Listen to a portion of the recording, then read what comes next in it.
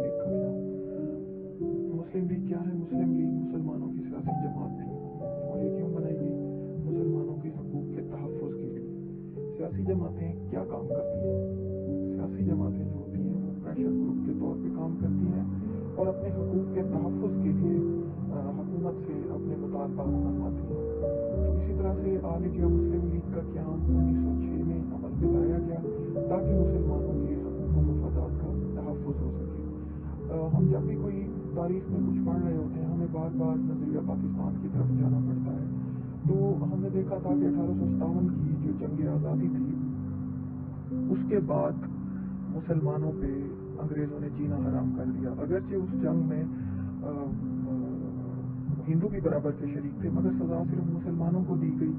मुसलमानों को हर तरह से माशरती सियासी तौर पर पीछे धकेला गया। तो उस सूरत हाल में सर सैयद अहमद ख़ान थे, जिन्होंने आकर मुसलमानों को उनकी तालीमी हालत को बेहतर किया, उनका माशरती जो स्टेटस था उसको बहाल किया और इस लायक बनाया कि वो अपने लिए एक सियासी जमात कायम कर सकें और अपने हकूक़ के तहफ़्फ़ुज़ के लिए काम कर सकें। तो सियासी जमातें जो होती हैं उनकी बेस पर कोई ना कोई नज़रिया काम कर रहा होता है, जिसको लेकर वो चलती हैं और जद्दोजहद करती हैं और अपने मकासद के हसूल में कामयाब होती हैं।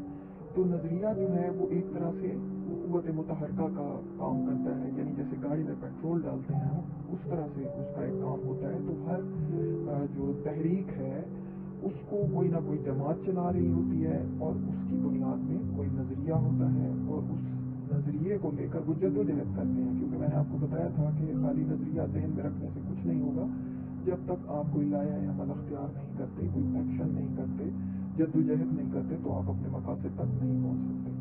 तो सर सैयद अहमद ख़ान ने जब मुसलमानों को इस लायक बना दिया तो उन्होंने अपनी सियासी जमात बनाई और इस जमात ने मुसलमानों के हकूक़ व तहफ़्फ़ुज़ के लिए काम किया, हत्ता कि मुसलमानों को उनका अलग वतन लेकर दिया। तो सियासी जमातें जो हैं वो इस तरह से अपना काम करती हैं। अब हम देखते हैं कि कब इसका क़याम हुआ और कहाँ पर हुआ। ऑल इंडिया मुस्लिम लीग का क़याम 1906 में ढाका के मकाम पर मोहम्मदन एजुकेशनल कॉन्फ्रेंस के सालाना इजलास में अमल में आया। अब ये मोहम्मदन एजुकेशनल कॉन्फ्रेंस वही है जो सर सैयद अहमद ख़ान ने कायम की थी मुसलमानों की तालीमी तरक्की के लिए, और ये 1886 में कायम हुई। मुसलमानों की तालीमी तरक्की के लिए तो ये काम कर रही थी, उसके साथ ये एक सियासी प्लेटफॉर्म भी था जहां अवाम तो नहीं, मुसलमानों के लीडर इकट्ठे होकर मुसलमानों के जो भी कोई मसाइल हों, मुतालबात हों, उन पर गौर करें और उसके बाद उसके हल की कोई ना कोई जो है तरकीब सोचें। तो ये भी मोहम्मदन एजुकेशनल कॉन्फ्रेंस का सालाना इजलास था। हालांकि सर सैयद ने मुसलमानों को सियासत से दूर रहने का मशवरा दिया था। क्यों दिया था ये भी मैंने आपको बताया था, इसलिए कि वो ये जानते थे कि अगर फिर दोबारा मुसलमान सियासत में आए तो जैसे 1857 की जंग आज़ादी के बाद उन्हें सजा दी गई थी, अब फिर ना वैसे कहीं उनके साथ हो जाए। लिहाजा उन्होंने कहा कि अभी आप सिर्फ तालीम की तरफ तवज्जो दें, बाकी काम बाद में होते रहेंगे, आप सियासी तौर पर भी आगे आ जाएंगे, माशरती स्टेटस खुद ब खुद बहाल हो जाएगा। तो मुसलमानों ने ऐसा ही किया था, उन्होंने हमेशा के लिए उन्हें सियासत से दूर रहने का मशवरा नहीं दिया था। तो मोहम्मदन एजुकेशनल कॉन्फ्रेंस जो थी वो तालीमी तरक्की के लिए तो काम करती ही थी, लेकिन वो एक सियासी प्लेटफॉर्म भी था जहाँ पे कि मुसलमानों के मसाइल ज़ेर बहस आते थे। तो ये 1906 में ढाका के मकाम पर वहीं पर मोहम्मदन एजुकेशनल कॉन्फ्रेंस के ही सालाना इजलास में जो है ये बात तय की गई है कि जी हम अब एक सियासी जमात कायम कर रहे हैं। अब सियासी जमात क्यों कायम की गई? 20वीं सदी के आगाज से कुछ ऐसे वाक़यात रूनुमा होना शुरू हो गए थे कि मुसलमानों को एक सियासी प्लेटफॉर्म बनाने की ज़रूरत महसूस हुई। इस इजलास की सदारत वक़ारुल मुल्क ने की। मौलाना मोहम्मद अली जौहर, मौलाना ज़फ़र अली ख़ान, हकीम अजमल ख़ान, नवाब सलीमुल्लाह ख़ान समेत और भी बहुत से अकाबरीन यानी बड़े बड़े जो लीडर्स थे वो इस इजलास में मौजूद थे। मुस्लिम लीग का पहला सदर सर आगा खान को चुना गया। इसका मरकज़ी दफ्तर अलीगढ़ में बनाया गया और एक लंदन में भी ब्रांच कायम की गई और उसका सदर सैयद अमीर अली को बनाया गया।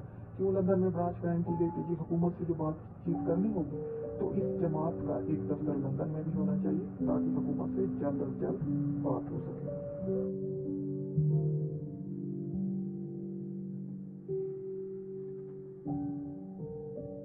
अब आज मुस्लिम लीग के क़याम के असबाब कि हमने कहा कि 20वीं सदी में कुछ ऐसे वाक़यात रूनुमा हुए जिसकी वजह से मुसलमानों को अपनी सियासी जमात बनाना पड़ी। सबसे पहला जो है वो ये कि इंडियन नेशनल कांग्रेस का हिंदुओं की जमात बनना। इंडियन नेशनल कांग्रेस जो थी, अगरचे वो ये दावा कर रही थी 1885 में कायम हुई है, वो ये दावा कर रही थी कि पूरे हिंदुस्तान की सियासी जमात है, मगर उसके किसी भी अमल से ये जाहिर नहीं हो रहा था कि वो पूरे हिंदुस्तान की नुमाइंदा सियासी जमात है। वो सिर्फ और सिर्फ हिंदुओं की ही सियासी जमात बनकर रह गई थी, वो उन्हीं के ही हकूक़ के तहफ़्फ़ुज़ के लिए काम कर रही थी। तो मुसलमानों को अपनी एक अलहदा सियासी जमात बनाने की ज़रूरत थी, और वक्त के साथ साथ इंडियन नेशनल कांग्रेस पर इंतहा पसंद और फ़िरका परस्त जो हिंदू थे वो काबिज होते जा रहे थे। ज़ाहिर है जो इंतहा पसंद लोग होते हैं वो किसी और के लिए जगह देना या उनको हकूक़ देना पसंद नहीं करते, वो सिर्फ अपने ही फ़िरके के लिए, अपनी ही कौम के लिए काम करते हैं, बाकी लोग उनके नज़दीक बेमायनी होते हैं। लिहाजा मुसलमानों को अपनी एक सियासी जमात की ज़रूरत थी।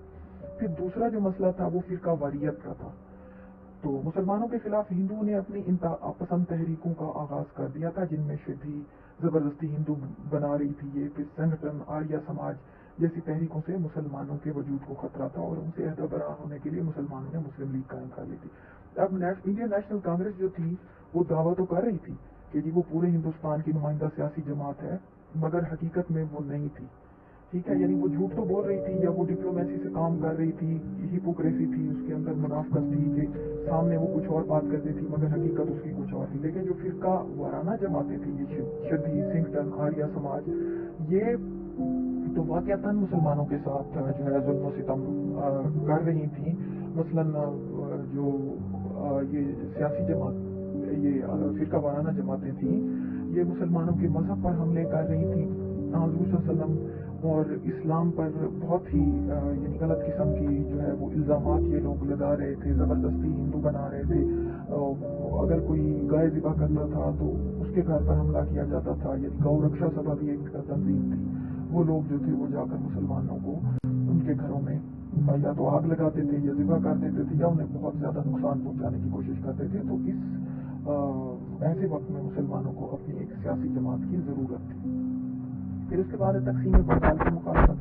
मशरकी बंगाल का नया सूबा 1905 में वजूद में आया। अब ये जो सूबा था बंगाल, ये बहुत बड़ा सूबा था, और अंग्रेज़ों ने इसे खुद ही तकसीम किया क्योंकि उसका इंतज़ाम संभालना मुश्किल था अंग्रेज़ हुकूमत के लिए। तो उसको एडमिनिस्ट्रेटिव पॉइंट ऑफ व्यू से उन्होंने किया कि इंतज़ामी दुश्वारियों के पेश नज़र उसको तकसीम किया गया कि जिसको दो हिस्सों में तकसीम कर लेंगे तो जाहिर है उसके दो गवर्नर होंगे, पूरे दो सेटअप अलग अलग होंगे, उसको संभालना आसान होगा। उसका नतीजा ये निकला कि जो मशरकी बंगाल था वहाँ मुसलमानों की अक्सरियत थी, और अब जब वो अलग सूबा बन गया तो वहाँ की अलग हुकूमत होगी, वहाँ का बजट जो है वो सिर्फ उसी सूबे पर खर्च होगा, तो मुसलमान तरक्की करेंगे दूसरे लफ्जों में।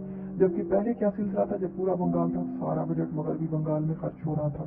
मशरकी बंगाल जो था वो निहायत पसमानदा था, वहाँ के लोग तालीम याफ्ता नहीं थे, वहाँ इंफ्रास्ट्रक्चर नहीं था, और मशरकी बंगाल के लोग मगरबी बंगाल के लोगों के लिए एक लेबर क्लास बने हुए थे, और तो उनको इस बात का फायदा था।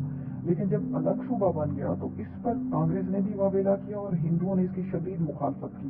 क्यों? क्योंकि इसका बराह रास्त असर मुसलमानों पर हो रहा था, और वो मुसलमानों की बहबूद के लिए उठाए जाने वाले किसी भी इकदाम को बिल्कुल भी पसंद नहीं कर सकते थे, और ये उनके लिए नामुमकिन बात थी कि वो इस बात की इजाज़त दें कि जो मुसलमानों को भी फ़ायदा हो।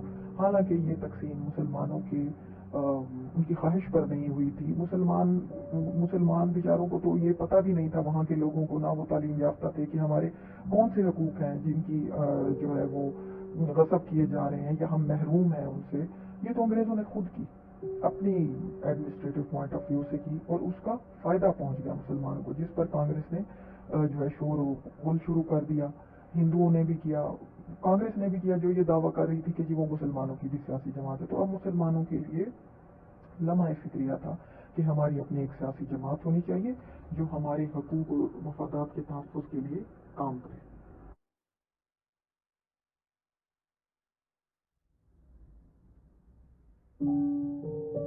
उसके बाद जो मसला था वो उर्दू हिंदी तनाज़ा है। उर्दू हिंदी तनाज़ा, हालांकि उर्दू जो थी वो मुग़लों के दौर की ज़बान है, और हिंदू भी उसे बोल रहे थे, मुसलमान भी उसको बोल रहे थे। और जो उर्दू डिक्शनरी है उसको अगर देखा जाए, यानी लुग़त जो है उर्दू, उसको अगर देखा जाए तो उसमें अगर तकरीबन 55,000 अल्फाज हैं तो उसमें से 22,000 कुछ अल्फाज उसमें हिंदी के हैं। ठीक है, बाकी अल्फाज उसमें आप फारसी के समझ लें, अरबी के समझ लें, तो उसमें आधे तो अल्फाज हिंदी ज़बान के भी थे।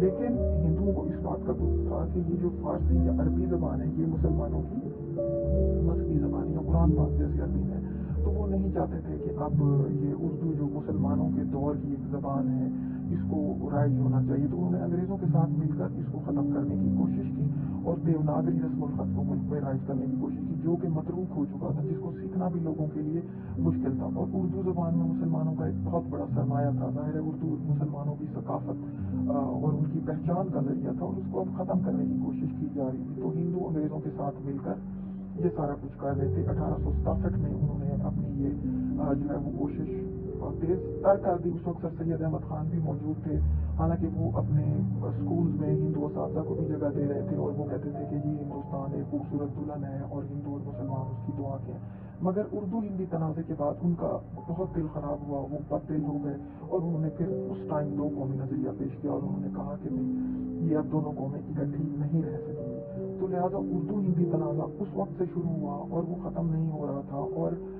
ہندوؤں کی یعنی بھرپور کوشش تھی کہ اس کو ختم کر دینا چاہیے اردو زبان کو، تو لہٰذا اپنی زبان کے تحفظ کے لیے مسلمانوں کو ایک سیاسی جماعت کی ضرورت تھی۔ پھر اس کے بعد سیاسی اصلاحات کا اعلان کیا حکومت برطانیہ نے۔ حکومت برطانیہ ہر 10 سال کے بعد اصلاحات دیا کرتی تھی، یعنی جو وہاں ہندوستان کے جو لوگ تھے ان کے لیے ظاہر قوانین بنانا حکومت برطانیہ کا کام تھا کیونکہ ان کی حکومت تھی۔ تو اب 1909 میں نئی اصلاحات متوقع تھیں اور برطانیہ میں جو انتخابات ہوئے تھے اس میں لبرل پارٹی کامیاب ہوئی تھی۔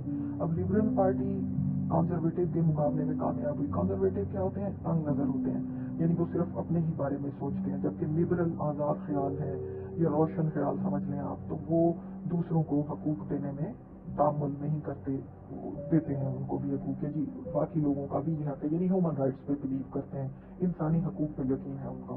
تو لبرل پارٹی کامیاب ہوئی تو مسلمانوں کو یہ خیال پیدا ہوا کہ اب نئی اصلاحات آنے والی ہیں اور 10 سال وہ وہی لاگو رہیں گی، تو اس لیے بہتر ہے کہ ہم جو نئی سیاسی ادارے بنیں گے ہم جا کر حکومت برطانیہ سے یہ بات کریں کہ نئی آنے والی سیاسی اصلاحات میں مسلمانوں کو جائز نمائندگی دینی چاہیے، کیونکہ حکومت جو تھی وہ ایسے انتخابات رائج کرنے کے بارے میں بتا چکی تھی پچھلی اصلاحات میں اور ہو چکے تھے جن میں کہ میجورٹی کی حکومت بن سکتی تھی صرف، اور میجورٹی کون تھی؟ وہ ہندو تھے جو کہ مسلمانوں سے 4 گنا زیادہ تھے، اور اگر آپ اس بنیاد پر حکومتیں بنائیں گے اکثریت کی بنیاد پر تو مسلمان کبھی بھی کاؤنسلز میں نہیں پہنچ سکتے، لہٰذا وہ انگریزوں کو یہ بتانا چاہتے تھے ان اصلاحات کے آنے سے پہلے کہ جی آپ مسلمانوں کو ان کا جائز حصہ دیں تاکہ ان کی بھی نمائندگی جو ہے وہ آسان ہو سکے، تو اس لیے یہ بات اگر 2 یا 4 یا 3 لوگ کریں گے اس کی کوئی حیثیت نہیں ہوگی، لہٰذا ایک سیاسی جماعت ہو، سیاسی جماعت جا کر بات کرے حکومت کے ساتھ تو وہ کسی طرح سے ضرور افیکٹو ہوگی، تو لہٰذا سیاسی جماعت بنانا ضروری ہو گیا تھا۔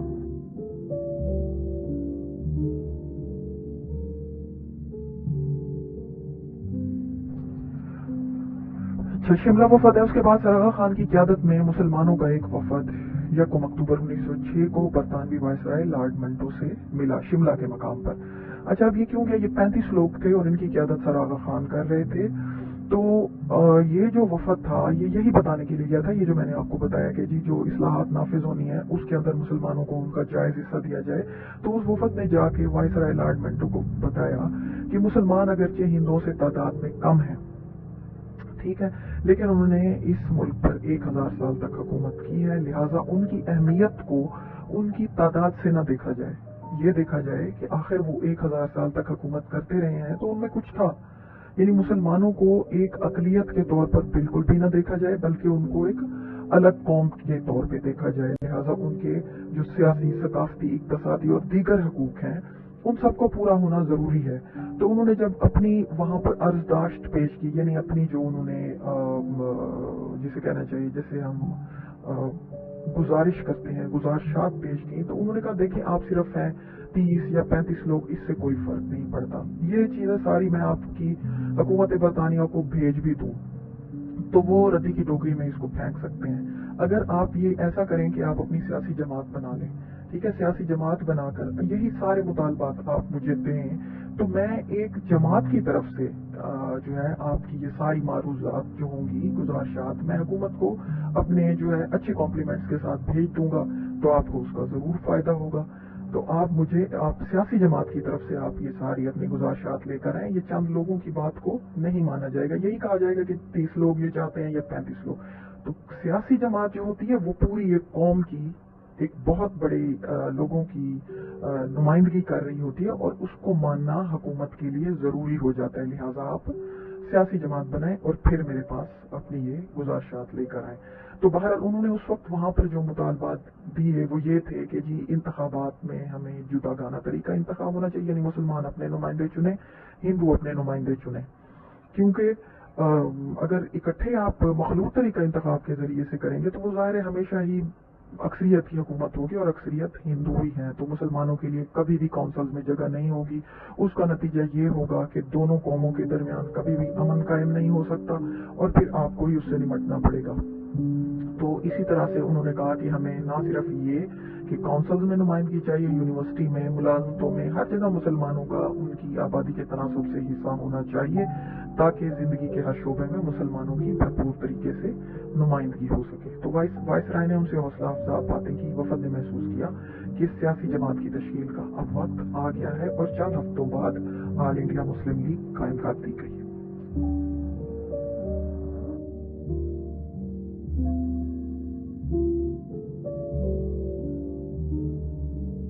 اچھا جی، مسلم لیگ تو قائم ہو گئی، وہ میں نے آپ کو بتا دیا جی، ڈھاکہ اجلاس میں، پھر واپس آ کے انہوں نے یعنی دسمبر میں قائم کر لی۔ یہ وفد اکتوبر میں گیا تھا، اور دسمبر میں 1906 میں مسلم لیگ قائم ہو گئی۔ وہ آپ کو بتایا ہے کہ اس کی صدارت کس نے کی، پہلے صدر سر آغا خان ہے، لندن میں بھی برانچ قائم ہو گئی ہے۔ اب یہ سیاسی جماعت تو بن گئی، اب اس کے مقاصد کیا ہیں، کرے گی کیا؟ تو اس کے جو مقاصد تھے ابتدائی طور پہ، ان کو غور سے اب دیکھیں کہ حکومت برطانیہ اور مسلمانوں کے درمیان بہتر تعلقات استوار کرنا اور مسلمانوں میں رواداری کے جذبات پیدا کرنا۔ ٹھیک ہے، اب یہ کیوں حکومت برطانیہ کے لیے آپ جو ہے وہ ان کے ساتھ بہتر تعلقات پیدا کروا رہے ہیں؟ اس کی وجہ یہ ہے کہ جی آپ یہ چاہتے ہیں کہ حکومت برطانیہ کو آپ یقین دلائیں کہ آپ ان کے ساتھ جو ہے وہ اچھے طریقے سے رہیں گے، حکومت برطانیہ کے ساتھ وفاداری کے ساتھ آپ رہیں گے، تاکہ وہ آپ کے ساتھ پھر ویسے نہ کرے جیسے انہوں نے 1857 کی جنگ آزادی کے بعد کیا تھا۔ اب وہ کہیں گے یہ پھر مسلمان ایکٹیو ہو رہے ہیں، پھر ان کا کوئی مقصد ہوگا تو کہیں آپ کو نقصان نہ پہنچائے۔ اسی وجہ سے اس طرح کا یعنی پہلا پوائنٹ جو ہے وہ حکومت برطانیہ سے اچھے تعلقات کے بارے میں ہے کہ جی ہم اپنے تعلقات ان کے ساتھ بہتر رکھیں گے، ان کے ساتھ وفاداری کریں گے، رواداری کے جذبات ہوں گے ہمارے ان کے لیے۔ اسی طرح سے نمبر 2 پوائنٹ جو ہے بر صغیر کی دیگر اقوام اور سیاسی جماعتوں سے اجتماعی بھلائی کے لیے رابطے قائم کرنا، کہ اور بھی تو کمیونٹیز رہتی ہیں نا، ہندو رہتے ہیں، سکھ ہیں، پارسی ہیں، اور مختلف مذاہب کے وہاں لوگ رہتے ہیں، اور یہ جتنی بھی اور کوئی سیاسی پارٹیاں چھوٹی چھوٹی بن چکی ہیں کانگریس کے علاوہ، تو اس میں یہ کہا جا رہا ہے کہ ہم ان سب کے ساتھ تمام لوگوں کی اجتماعی بھلائی کے لیے ہم ایک دوسرے سے کمیونیکیٹ کریں گے، رابطے کریں گے، اور ہم سب اجتماعی بھلائی کے لیے کام کریں گے۔ یعنی مسلم لیگ کا ایجنڈا یہ ہے کہ وہ کسی کے خلاف نہیں ہے، مسلمانوں کے مفاد کے لیے تو کام کرے گی، ساتھ ساتھ وہ کیا کر رہی ہے کہ وہ تمام لوگوں کی بھلائی کے لیے بھی کام کرے گی۔ تو نمبر 2 پوائنٹ جو ہے، پہلے میں تو آپ حکومت برطانیہ کے ساتھ اپنے اچھے تعلقات کی بات بتا رہے ہیں نا کہ ہم ان کے ساتھ اپنے تعلقات بہتر بنائیں گے، دوسرے میں آپ دیگر اقوام کے ساتھ بھی تعلقات اپنے بہتری کے لیے اس میں آپ بتا رہے ہیں۔ تو سیاست ہوتی کیا ہے؟ سیاست دوسرے لوگوں کے ساتھ مل جل کر جو حکومتی فیصلے ہیں وہ آپ نے کرنا ہوتا ہے، یا پاور شیئرنگ ہوتی ہے۔ اس میں اگر کسی ایک کی ہی کوئی گروہ جو ہے وہ اپنی طاقت دوسروں پر ٹھونس دے تو وہ پھر سیاست صحیح نہیں ہوتی، وہ تو پھر آمریت ہو جاتی ہے یا بادشاہت ہو جاتی ہے۔ تو جہاں آپ یہ سمجھتے ہو کہ یہ ڈیموکریسی ہے یا جمہوریت ہے، وہاں تو تمام لوگوں کو ساتھ لے کر چلنا پڑتا ہے۔ تو مسلم لیگ کے یہ مقاصد ہے۔ تیسرا، مسلم قوم کے حقوق کا تحفظ کرنا، اور اس مقصد کے لیے حکومت اور دیگر حلقوں کے ساتھ مل جل کر کام کرنا۔ اصل مقصد تو یہی ہے، مسلمانوں کے حقوق و مفادات کا تحفظ، جس کو تیسرے نمبر پر لکھا گیا ہے۔ ٹھیک ہے، تو وہ تحفظ ہم کیسے کریں گے؟ اس کے لیے ہمیں راستہ بنانا پڑے گا۔ اس راستہ بنانے میں کیا ہے کہ कि हुकूमत बरतानिया से अच्छे ताल्लुकात रखें, जो दीगर अक़वाम हैं और कम्युनिटीज़ हैं उनके साथ आप सुलह के साथ, अमन के साथ आप चलें, और फिर इज्तमाई भलाई के लिए आप काम करें, तो तभी आपके लिए रास्ता बनेगा और आप मुसलमानों के हकूक़ के तहफ़्फ़ुज़ के लिए काम कर सकेंगे। अगर आप दूसरी कौमों से लड़ाई झगड़ा करेंगे या हुकूमत बरतानिया से आप जो है वो उनके साथ आप जो है वो बगावत करने की कोशिश करेंगे, तो आपको ही नुकसान होगा। लिहाजा अब आप इस पोजीशन में नहीं है। जब आप कमज़ोर होते हैं आपकी स्ट्रेटेजी और होती है, जब आपको ताकत मिल जाए तो आपकी स्ट्रेटेजी और होती है। तो लिहाजा अपनी हालात के मुताबिक ही इंसान को फैसले लेने होते हैं, और उस वक्त का यही जायज़ फैसला था। ठीक है, अब इसके नताइज क्या निकले? ऑल इंडिया मुस्लिम लीग ने किया क्या वो ये मकासद हासिल कर सकी? जी बिल्कुल किए। ऑल इंडिया मुस्लिम लीग ने सर आगा खान वक़ारुल मुल्क और बाद अज़ा कायदे आज़म मोहम्मद अली जिन्ना की क़यादत में हुकूमत को मुसलमानों के अलहदा तशख़्ख़ुस और उनके हकूक़ मानने पर मजबूर किया। अभी आप आगे पढ़ेंगे कि 1909 में जो है वो जुदागाना तरीका इंतखाब 1909 की इस्लाहात में मुसलमानों को मिल गया और मुसलमानों को अलहदा नशिस्तें मिल गई। ठीक है, दूसरी जमातों से बरसगीर के मुस्तकबिल के बारे में इस जमात ने मुज़ाकरात किए और तवील जद्दोजहद के बाद पाकिस्तान का हसूल मुमकिन बनाया। यानी मुस्लिम लीग के जो मकासद थे उसने अपने मकासद 100% हासिल किए। ना सिर्फ ये कि वो मुसलमानों के हकूक़ का तहफ़्फ़ुज़ करती रही है टाइम टू टाइम जैसे जैसे ज़रूरी था, बल्कि आखिरकार जब उसने देख लिया कि अब हकूक़ व मफादात के तहफ़्फ़ुज़ से बात आगे निकल गई है कि हिंदू जो है वो किसी बात पर राज़ी नहीं होते, तो अलग मुल्क का मुतालबा कर दिया गया और उसमें मुस्लिम लीग कामयाब हो गई। ठीक है, तो नेक्स्ट लेक्चर जो है वो इंशाअल्लाह हम फिर तहरीक खिलाफत का है वो देखेंगे।